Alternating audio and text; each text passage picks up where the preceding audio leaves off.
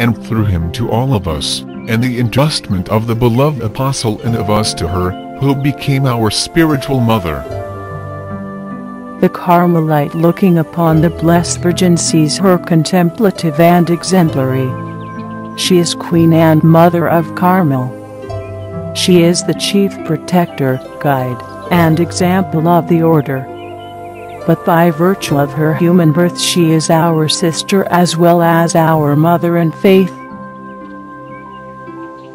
In Elijah we see the solitary prophet, who nurtured his thirst for the one and only God, and lived in his presence. He is the contemplative, burning with passionate love for the Absolute, who is God. His word flaring like a torch. He is the mystic who, after a long and wearisome journey, learned to read the new signs of God's presence. He is the prophet, who became involved in the lives of the people, and who, by battling against false idols, brought them back to faithfulness to their covenant with the one God. From Elijah, Carmelites learn to be people of the desert, with heart undivided, standing before God, and entirely dedicated to His service, uncompromising in the choice to serve God's cause, aflame with a passionate love for God.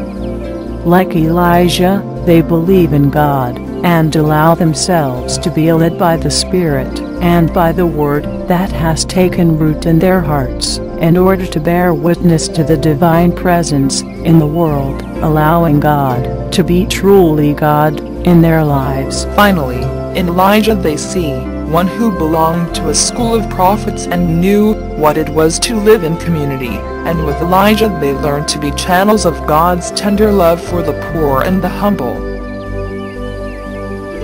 The guiding principle of the Carmelite way of life is transformation in Christ. The process of transformation is a gradual growth of the human person in the image and likeness of God, and is a constant factor in the mystical tradition. By allowing the values of Prophet Elijah and Mary to form our lives, we will be gradually transformed so that we become a new creation in Christ.